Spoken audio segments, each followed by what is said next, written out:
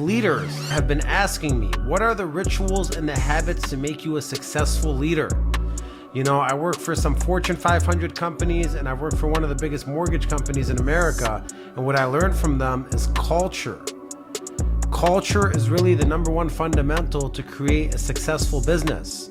And I got so obsessed with culture that it actually cultivated in me creating this academy, because I realized that a great culture fosters success, whether you're in the mortgage industry, insurance agency, car sales, restaurant, small business, big business, consulting, services business. I mean, all of that, regardless of where you are, really depends on the culture that you build, especially when you have a team. And one thing that I noticed was, if you have a great culture in one place, you could pluck out great leaders that build that culture and foster that culture and put them in different businesses or different places inside your business to do the same exact thing. So this culture that I'm going to go over with you guys today really is going to be useful for any kind of business that you open in the future to leverage. And if you do have a business or you do run a team today and you're watching this video, really what I want you to focus on and do is survey yourself on how many things out of this presentation you're actually incorporating and doing. And then at the end of the presentation, give yourself a score. How much things out of the things I went over are you doing? What is the percentage of things that you're currently doing? And what things could you add to your arsenal? Because I believe these 6, 7, 8 things we're going to go over today are really going to be the key ingredients of what make you stand out, give you that competitive advantage, a competitive edge, to really build a gap between you and your competitors, you and your rivals, you and all the competition out there. So let's jump straight into it. All right, so what creates a successful championship culture? Let's get straight into it. So the first thing you want to ask yourself is, what do you think creates a successful championship culture? Right? I think about things like relationships. I think about energy. I think about fun. I think about great compensation and great opportunity. I think about great leadership. I think about great training and developing. What do you think of when you think about a great culture? And then to take it a step further, after you think about the things that are incorporated in a great culture, and remember, those things could come from your favorite restaurant chain, it could come from your favorite sports team, your favorite football coach. What are the things that some of the greatest teams and greatest businesses, when it came to their culture, what are some of the things that they fostered? Think about Apple, think about Microsoft, think about Tesla. Think about the New England Patriots. Think about the Chicago Bulls. What are some of the things that their culture incorporates? What could you depend on their brand and their business for? And think about those things. And then think about some of the things that you think a great culture has, but your business is missing. When it really comes down to it and you think about 2024, what things are you not satisfied with when it comes to your business? So before we get into the culture, and all the great things that come in a culture, it's very important to recognize these 3 steps, because a lot of times you get a lot of information, but you don't know what to do with it. So in this case, I want to start off the presentation by actually letting you know what to do with it before I give you the actual it. So I think the first thing to do with anything great, whether you're running a sales team or a business, is to create ownership around it. So if you have one thing that you want to incorporate in 2024, the first question becomes, who is going to own this thing? And when it comes to who is going to own this thing, you could do it one of 3 different ways. And I always talk about this when it comes to ownership. The number one way you could do it, you could find somebody that's great at that category, somebody that's a workhorse that leads in this category. And you could get that individual and have a good conversation with them and let them know, hey, you're doing a great job with blank. And I really see a great future for you in our company. And what I'd like to give you some responsibility for the new year. And I want to know if you can handle this responsibility. I want you to own this thing that you're great at. And you get the commitment first from the person that's going to own it, or yourself. If you're going to own it, look in the mirror and be honest with yourself. Could you own this all year long? Because the biggest failure that I see and the biggest bad habit that I see is people start things, but they do not finish things. They start them and they don't finish them. It's like, what's the flavor this week? And the flavor changes next week. And the flavor changes the week after. But if you recognize that the foundation and the basic fundamentals have always been the same, It's always been the same to lose weight. You eat healthy, right? You get rid of bad food. You exercise, you drink a lot of water, you could try fasting. Like, the same techniques to losing weight have been the same over the last decades. Forget about the workout pills and the trainers. Just the basic fundamentals of losing weight have never changed. But it's about staying consistent. If you stay consistent in the same foundation and the basics of exercising and losing weight and being healthy, you would eventually be healthy. So a lot of the things that we talk about today, they're not gonna happen overnight. They're not gonna happen in a week. And they're not gonna happen in a month. But if you own these things for the whole year, they will happen. So you find somebody to own something. Number two, you gotta hold them accountable to owning this thing and hold the people accountable to this thing that they're owning.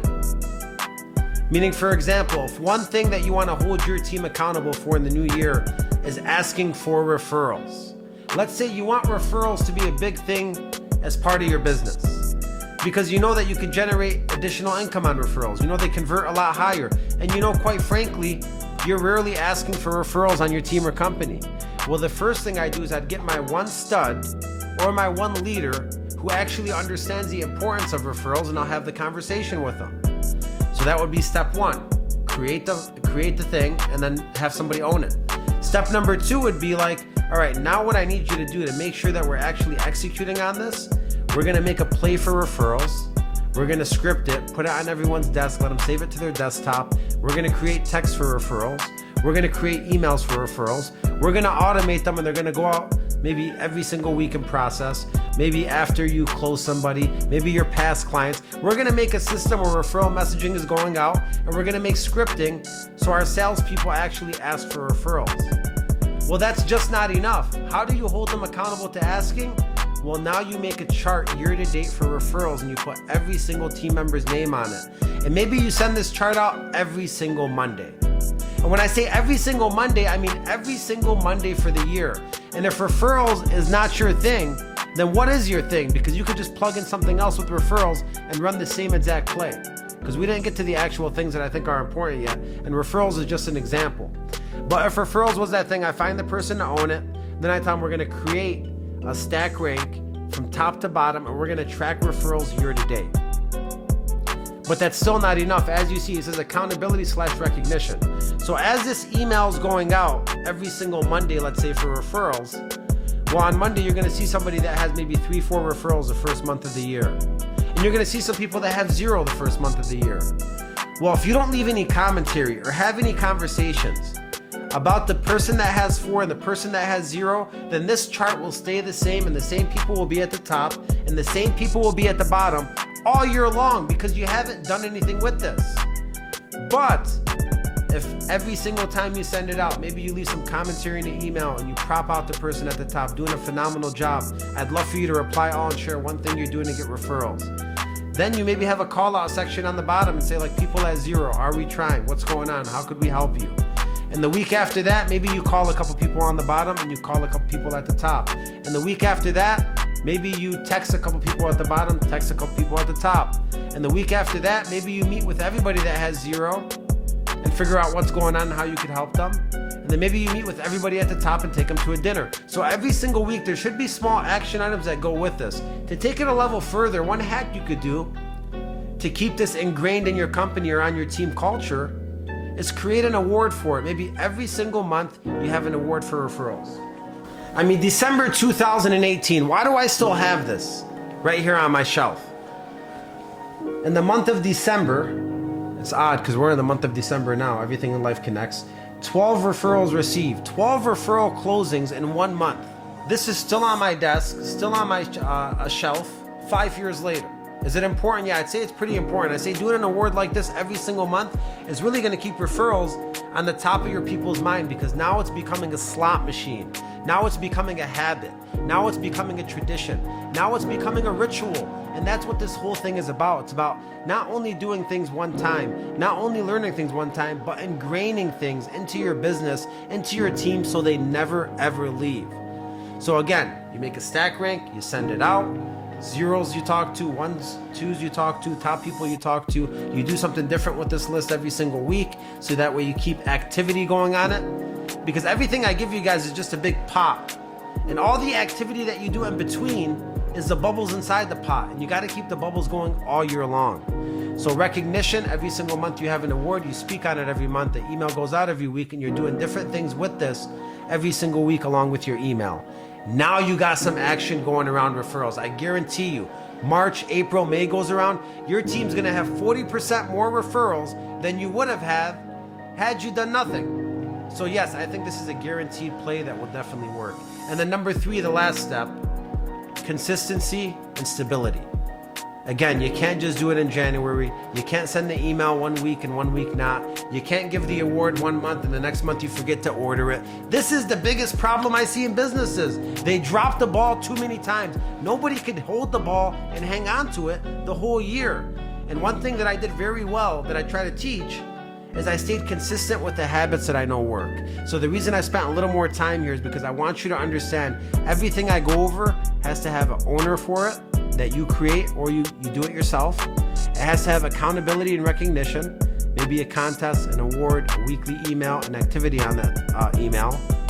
It doesn't have to be an email, it could be a meeting, it could be a phone call, whatever it is that you want to do. And then it has to stay consistent all year long where you never ever stop.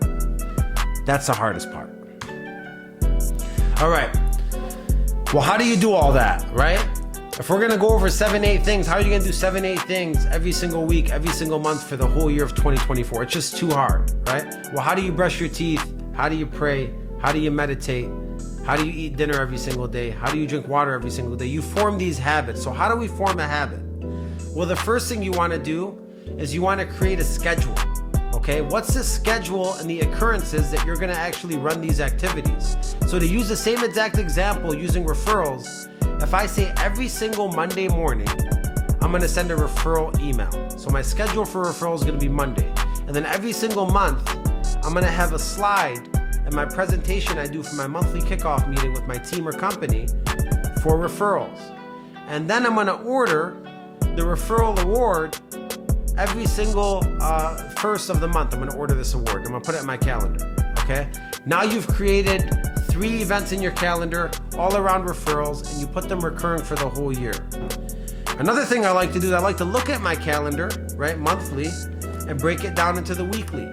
And if I break it down to the weekly and I look at my calendar and it's automated, I'm gonna see that referral thing on there. I'm gonna write it down. I'm gonna remember to take action on it. So the monthly calendar turns into the weekly calendar, turns into the daily calendar, and it's all inside of Outlook as well. To take it a step further, I'm not gonna pull the camera off and show you, but I have also a whiteboard with my weekly schedule in front of me and the things I have to do every single week. So I would print out your monthly schedule that you wanna keep in touch with all year long, put it somewhere in front of you, also put it in your calendar, have a planner, and have a plan to action. As a matter of fact, look, if I see a leader without a planner or a weekly plan or a daily plan, I already know that leader is behind, okay? I already know that leader is behind. As a matter of fact, when I owned a gas station, I had schedules for my employees, okay? So there was no dead time. Anytime the store was slow, there was something that you could do. So even like taking it all the way down to a gas station business, this stuff works. So the second thing you wanna do after you find the person to own it, you create the play, you get the award, you make the contest, you make the email, you keep it consistent, you wanna schedule it. And one hack you could do with scheduling it is add your whole company into the calendar event. What does that do now? If I add my whole company every single Monday and say referral email coming at 7:30 a.m. or 8:30 a.m. or 9:30 a.m. Well, now my whole company sees it. I just put my name on the line. Meaning if you don't get that email on Mondays, you know I'm a fraud. So now I have to show up because I'm the leader.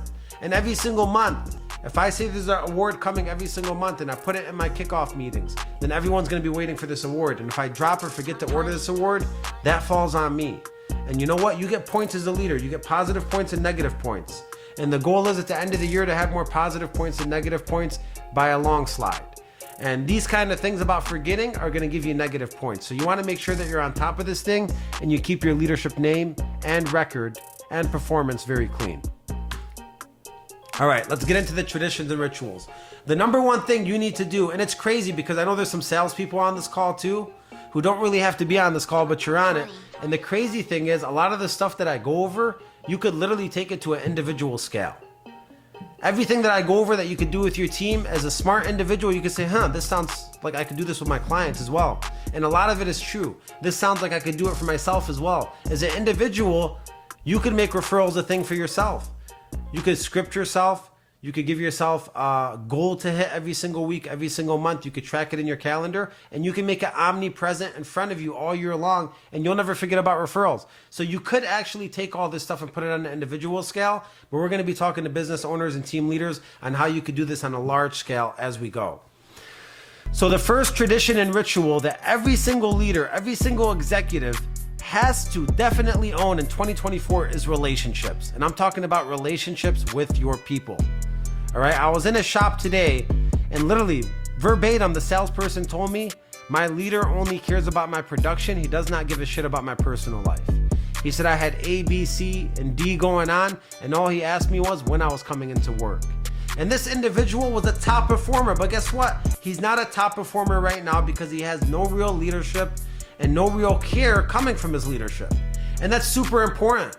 So the first thing you want to do, right, to go back to the steps, which I kept here on the bottom left, which is create an ownership, accountability and recognition, consistency and stability. We're not going to get away from these the whole presentation. We're going to keep them there. Is you want to have one-on-ones with your people. So number one, you say who could do the one-on-ones? Either you or your leaders, or you rotate, but somebody needs to be doing one-on-ones with the people. It should be their direct report. And when you want to do one-on-ones, the first thing you should do is, number one, you say you're going to own them. Number two, you want to schedule them. So every single day, what time do you want to do one-on-ones? If every single day is too much for you, maybe once a week. If once a week is too little for you, maybe every other day. I don't know how you want to do it, and I really don't care how you do it. All I care about is you're meeting at least every single person on your team at least once a quarter or a month, depending on how big you are. If you're huge, I'll say you could slide with once a quarter at bare minimum. But if you have a small team where you could see every single person in 1 month, and I would say every single month you have to meet with somebody outside of business, outside of their desk, outside of the sales arena, outside of the actual business, and just meet with them one-on-one and show that you actually care. There's 6 types of one-on-ones. I'm not going to get into them right now, but if you want to go in depth with them, they're all inside the academy in the leadership section. You could go through all 6 one-on-ones, get templates for them, and see how they run them. But there's a personal one-on-one where you get to know somebody. There's a game film where you check out how they're performing and you give them feedback. There's a time where you shadow them and give feedback. There's a time where you take their spot and they shadow you and they give you feedback. Then there's a time where there's a wild card and you let them talk about whatever they want to talk about. And there's a time to go over their metrics, their OKRs, their goals, and hold them accountable to those. Now, as you're doing the one-on-ones, let's say you do one every single day, you put it in the schedule, you put the person in the schedule, maybe you put it as a recurring event for that person all year long. Now you just put yourself out there. And now if you cancel that one-on-one or you skip that one-on-one, that person is going to be extremely dissatisfied and demotivated. So you're actually putting yourself on the line by doing this. And then maybe every single month you want to take it a step further and you want to make a one-on-one slide in your meetings and just put like fun facts I've learned this month about our people. And you could share one fun fact a month about each person. And then after 12 months, how close does your team get because you've kept this a ritual and a tradition? And then to make it more granular, maybe every single week, you could send out like takeaways from this person's one-on-one or takeaways from Unanimous's one-on-one. You don't want to share the name, but you take the same exact one-on-one you did with one person that might have benefited them. And the questions they asked you, maybe a lot of people had these questions on their mind. Maybe you take every single one-on-one and you make a universal email and you share it with your whole team or company of the takeaways after, besides the personal stuff. Think about what you're doing with one simple action. You're taking a one-on-one that typically not a lot of people are doing consistently. You're doing it consistently to foster a great relationship with somebody. Then you're sharing the takeaways from this one-on-one with your whole team or company. Then you're tracking the one-on-ones and doing them every single month, so the relationship's going to get stronger and stronger, which is going to lead to better production. And then you're talking about it every single month with your whole team, so your whole team gets closer together, and now you're building camaraderie. So that's taking one simple action for relationships and owning it all year long. Now again, the third step is the consistency and stability. That means that you have to do these one-on-ones every single month. If you do one in January, then you skip February, then you come back in March, then you skip April and May, and you do it in June. the things down the wayside. There's too many things that happen in someone's life. You got to stay in contact with them a little more than that, and you got to stay consistent with it. So again, the consistency in this activity is everything. I'll never forget, I had somebody tell me before, you know how I know that you care about me as my leader? Because you ask me about my goals every single month, and every single other leader I've had in the last 10 years asked me about my goals in January and rarely asked me about them again.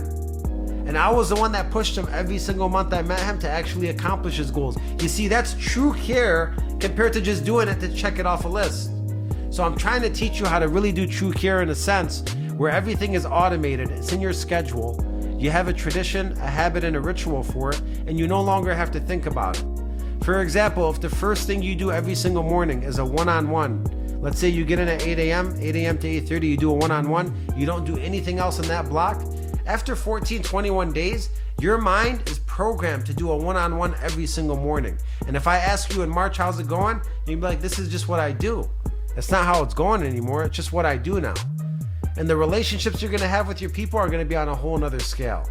So while you're doing these one-on-ones, a lot comes with it. Recognition, appreciation, deep conversations, a lot of empathy, a lot of accountability, personal development opportunities, healthy work environment is being fostered. And sometimes, other than the one-on-one for a relationship, you could do team building activities, right? If you go to Google, you check the academy, we have a lot of team building activities that you could do to get to know people better. You know, 2 truths and a lie. Maybe you have an outing at somebody different's house every single month.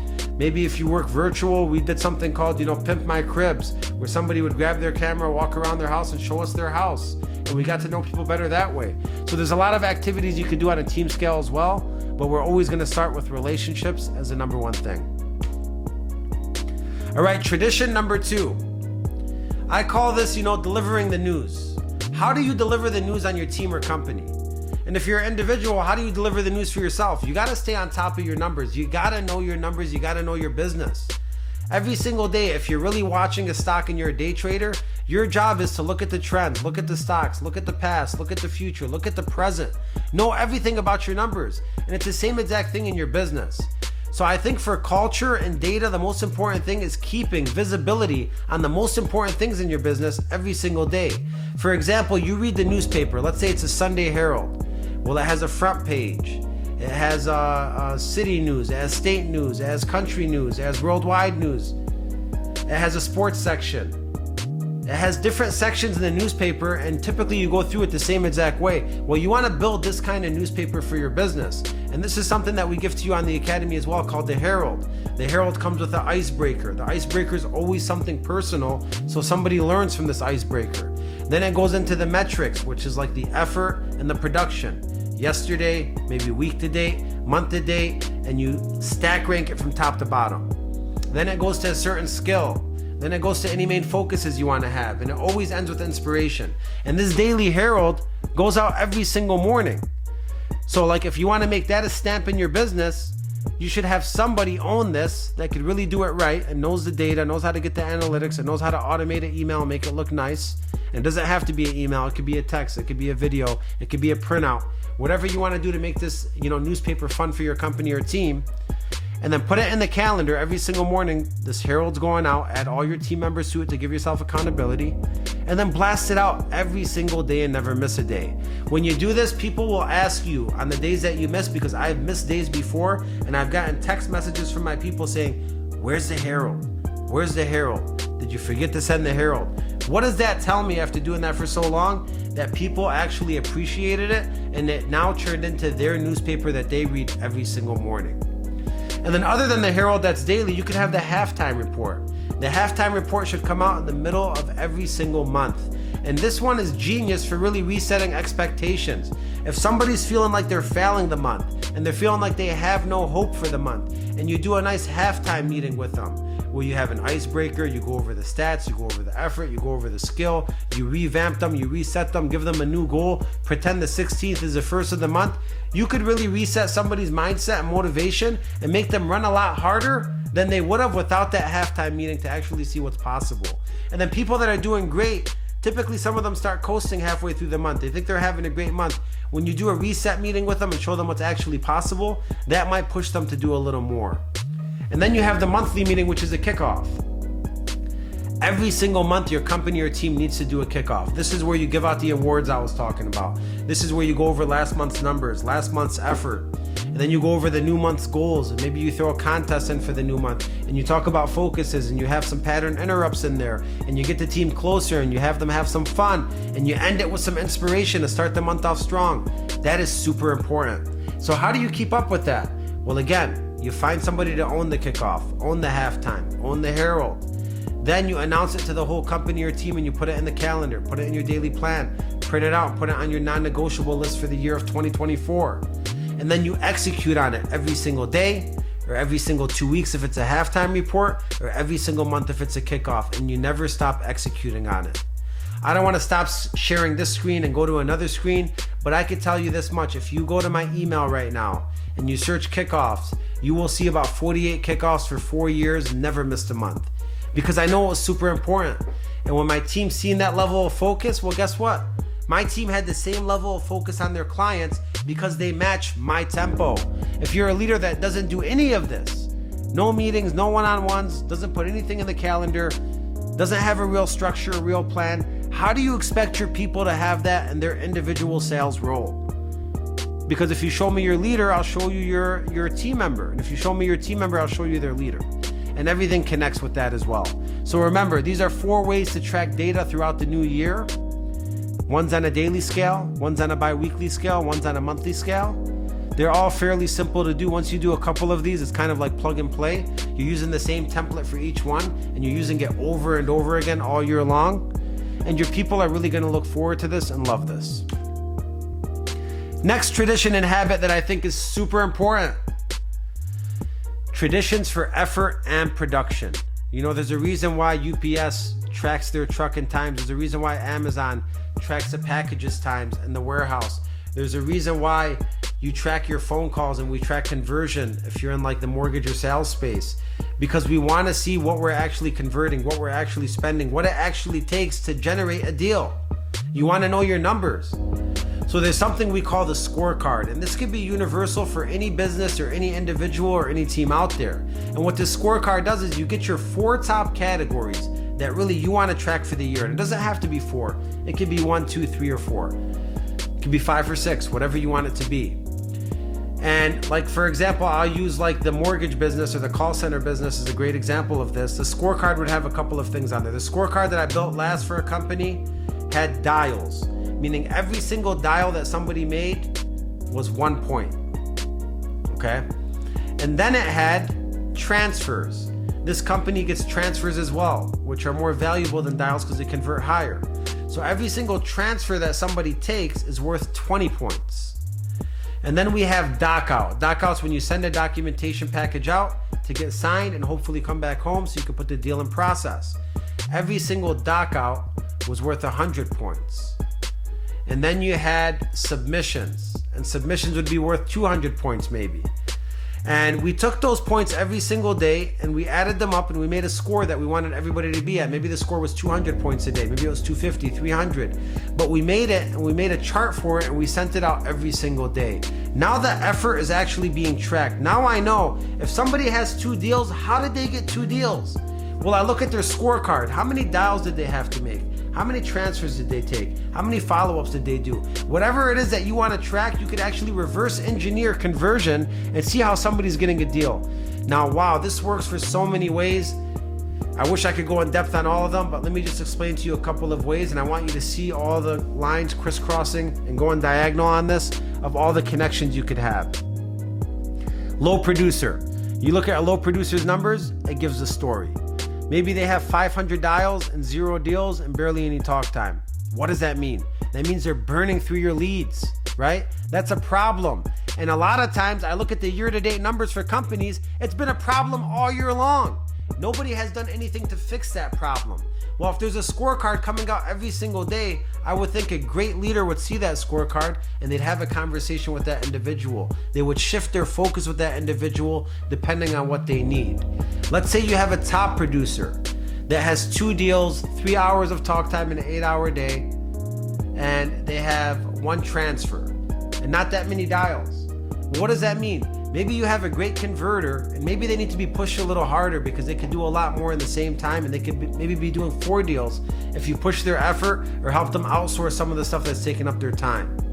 And then maybe you have somebody that's average. You could look at their numbers as well. And then you could take this on a team scale as well. If you have multiple teams and you're a VP or an executive, you could look at the teams and find the holes in the team's effort or production. And this tells a great story. And what a great way to track effort and production in the new year. And if you're an individual, you could do this for yourself. You could reverse engineer your own production, figure out how many calls you have to make, how much marketing dollars you have to spend to really hit your goal. And then maybe you could make a bigger goal to maybe reduce that number, reduce the effort and increase the conversion. What area do you need to focus on? One more example I'll give you. Let's say you have a little amount of dials, bunch of talk time, but no deals. That means like, look, you're having long conversations, you're having a problem closing the deals. And that tells a story as well. Maybe you need help with buying signs. Maybe you need help with relationship building. Maybe you need help with engaging the client a little more. So again, scorecards are a great way to track production. They're going to encourage a learning mindset and leadership involvement. And there should be regular feedback and communication on this, or else it's worthless. If you send it out, nobody looks at it, nobody does anything with it, there's really no point of creating a scorecard. To remind you, we got Acez Academy community, weekly sales calls every single week with different guests, including myself, teaching you topics you want to learn, along with sales, mindset, and leadership virtual training and consulting. Sign up in the link in the bio, and I hope you enjoy the rest of the video. You want to build the trainings for your people, right? I will do a training maybe every Wednesday, every Monday, every Friday, bi-weekly, daily, whatever level you think you need to train your people on. Get somebody to own it, put it in the calendar. Like for example, there was a reason why my team led in conversion for so long. And I'll pull out that plaque for you as well. Like this one here is literally 10% conversion on lead, on allocate to closing, right? 10% was pretty huge and number one in all of Rocket for my team.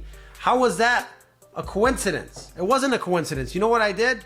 Tuesday, Wednesday, Thursday, I had the same exact trainings all year long. Every Tuesday, I did an introduction training. And every Wednesday, I did a relationship training. And every Thursday, I did a presentation training. Sometimes on Friday, I do a follow-up training. So I would always switch it up on Fridays for additional trainings I needed. But the main 3 trainings that took the skills that somebody needed to be a top producer, I did all year long. Now, what happens after doing it for 4 weeks, 6 weeks, 8 weeks, 10 weeks? People know exactly what you expect. People have heard so many different people's perspectives on the team that they now know how to be successful, and they're not going to screw up or do anything differently or not try or give up on a call because they know there's accountability in these trainings happening every single week. So you spend the time to do it and they'll execute on it. But again, if you do a training one time and you don't do it for 5 weeks and you do another one and it's a half-ass training, it's not going to work. It has to be scheduled and it has to be your main thing all year long. You put it in the calendar, you pick a day, you pick a time, you put it in everyone's calendar. Then every single month you make an award for the most improved person from all the trainings that you've done, and you give that award out every single month. Every single time you do the training, you send an email out with the recap and the action items from that training. And now it's becoming omnipresent inside your company or team, and nobody's ever going to forget about the trainings, and people are constantly improving because you're constantly focused on their skill. All right, all this stuff sounds like very serious, intense stuff. Let's get to the fun stuff and the recognition and the fun portion of this stuff. So again, the awards should be fun. The award should come with something, right? It could be a gift card. It could be spin the wheel where they have 10 prizes and they get to pick one. You could put a cash prize on there. I like to make it relevant. If it's February, maybe you do a Valentine's giveaway. If it's Christmas, maybe you do a Christmas travel package. If it's New Year's, maybe you do a Peloton for somebody. I don't know, something that's fun and creative, and put it in front of them every single month and let people fight for it. That's fun, right? Recognizing is fun. Along with recognizing, I would build a wall of fame, meaning every single time somebody won awards for the month, I put them together and they take a group photo with all the awards. Then I print that photo out and I put it right on the main wall in my company, because when everybody walks in, I want them to see this wall of fame. Along with that, the winners every single month go on a VIP dinner with the owners and the executives. Imagine how that feels, bringing a +1 to dinner to recognize yourself for what you do at work. You know who we really need to get on our side?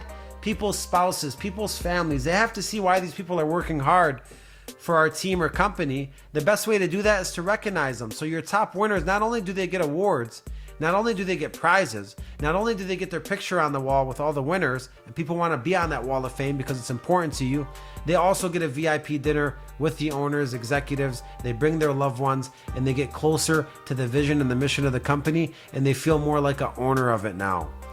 So personalize awards, have some team outings, right? That's a great thing to do. Have contests and incentives. Have quarterly contests, yearly contests, monthly contests, weekly contests. Do different contests throughout the year to really spice things up. And then celebrate. You know, like I have like 18 Christmas parties I've been invited to for companies I consult. But then I have 18 companies that are not doing Christmas parties at all. You know, what's the difference between the two? One person chooses to spend the money on culture and create something great for their company and bring them all together on holidays and spend a little money to let them have some fun and show their appreciation. Another company doesn't think it's important at all. Fuck Christmas parties. Fuck spending money on my team. Fuck doing any of that.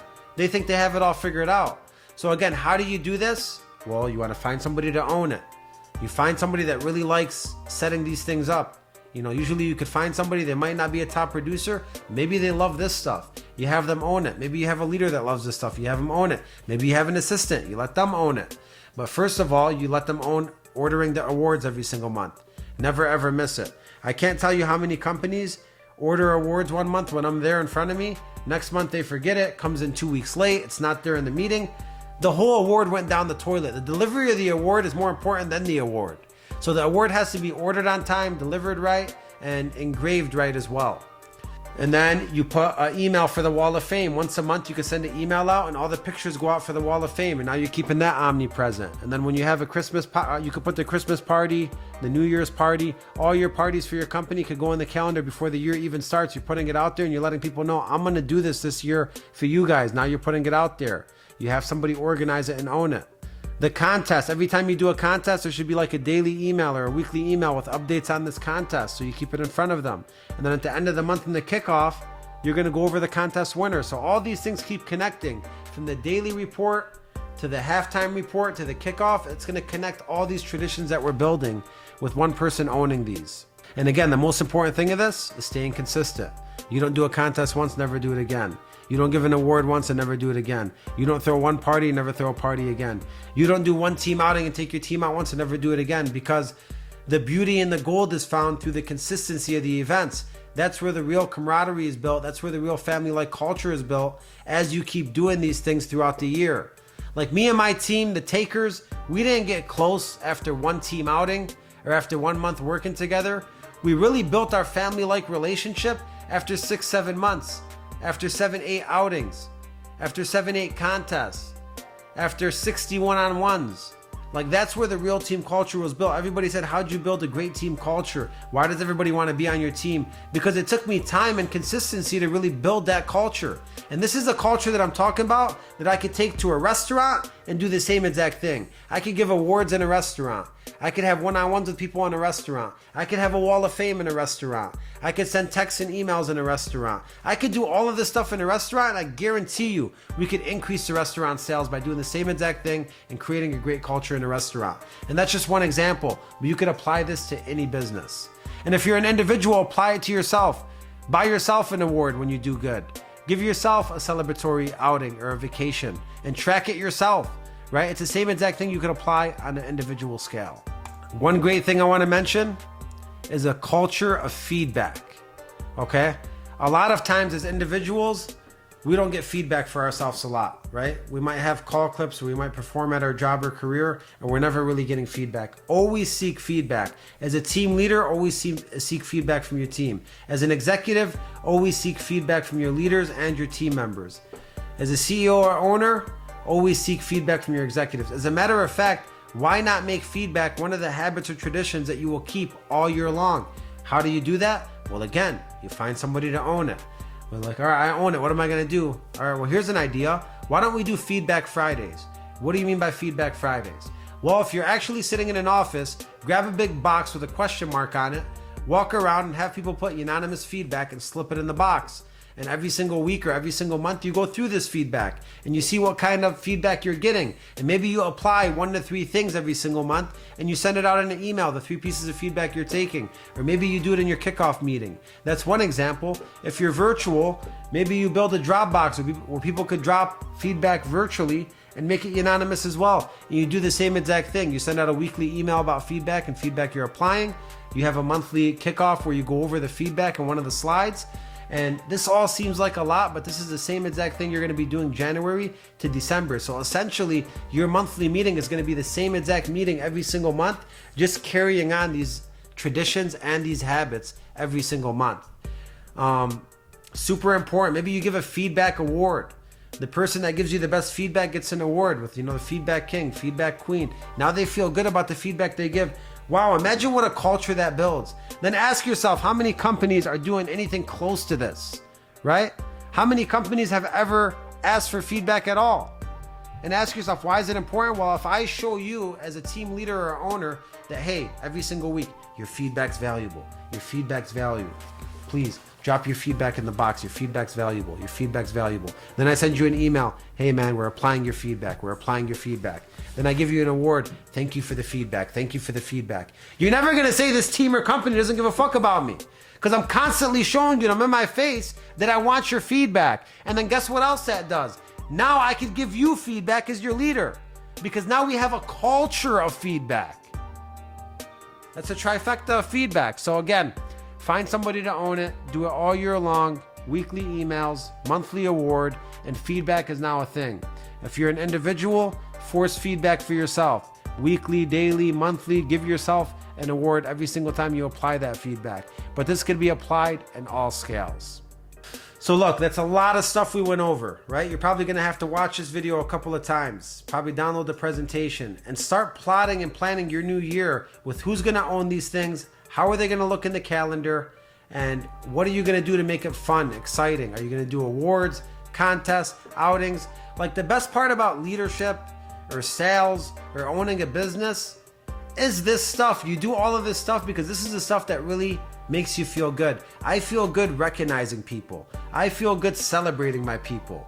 I feel good letting people earn crazy prizes in a contest. I feel good when my people are learning from each other. And eventually I'm gonna feel good when my company is generating more revenue than all my competitors, because this is what it takes to generate more revenue. So what does this look like in the end? It looks like increased production, okay? Increased retention. People are not going to leave your company because they see all of these methods that you care. Do you think somebody's going to leave your company if you ask for feedback constantly all year long? And if you're always having fun doing contest outings and throwing parties? And if you're always training and teaching them everything they need to know? And if you're always tracking the effort and production, holding them to a high standard? And if you're always sending out the data, newspapers, people getting engaged, proposed, birthdays, coming to them constantly, and they see that you care? And if you focus on your relationships and doing one-on-ones with them and actually caring about them on a personal level before business and doing that all year long, would they think you care? I think after doing these 7-8 things, they're gonna know that you fucking care. And no one's gonna leave your business. And people are gonna increase their production because of all of these things you're doing. And then it looks like it turns into daily routines. Like, you didn't have to ask me if I was doing a morning meeting. After 6 months, people knew every single morning, this time to this time, Acez Herald. People knew every single day at lunch, I'm doing a one-on-one. People knew every single first Monday of the month, we got a kickoff meeting. People knew every single 15th, we had a halftime meeting. People knew every single month we had a team outing.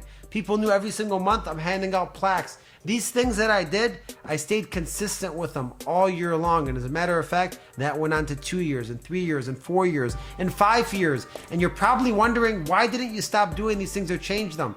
Because I never had to. The basics and the fundamentals stayed the same the whole time. Just like they stayed the same for losing weight, they stayed the same for a championship culture. Phil Jackson didn't change much when he went to different teams. He kept the same traditions and rituals he did with Chicago Bulls. He did that with everybody.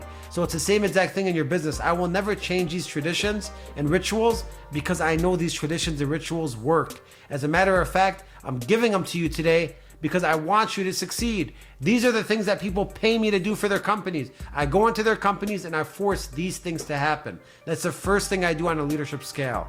And some companies do it And some companies, I walk out and they can't do it without me. Well, I can't be there full time to run this for you. So I'm literally giving you the formula of how to do this, keep it, and never let go of it. And it really starts at the very top and keeping this consistent all year long by leveraging your calendar, leveraging your daily plan, weekly plan, monthly plan, putting everybody in the calendar and writing these 5, 6, 7 things and putting them in front of you and never letting go of them. Making this your holy book for your business, your holy book for your team, and never steering off of it because you know it works. And that turns into a long-term commitment. And when it turns into a long-term commitment, you'll know that you now have a winning championship culture. So that's all I had for you guys today. Hopefully this helps you guys out. I know if you're a business owner, a team leader, and you apply heck 30%, 40%, or even 50% of this stuff, it's gonna work. But I challenge you to push it to the 80%, 90%, and 100% because you don't need a team to do these things. You could do all of these things alone. You could own all of these things. And as a matter of fact, all of these things probably take you 1 to 2 hours daily to do. Could you give up 1 to 2 hours daily to build a championship culture and be remembered forever? I think you can. Thank you guys so much for your time, and I'll see you guys next week. We'll be going back to the sales agenda. God bless. Thanks so much for watching the video. I hope you enjoyed it. Wanted to remind you to like, subscribe, and share the channel with anyone you love. And we got 2 more videos for you that are both fire. This one or this one.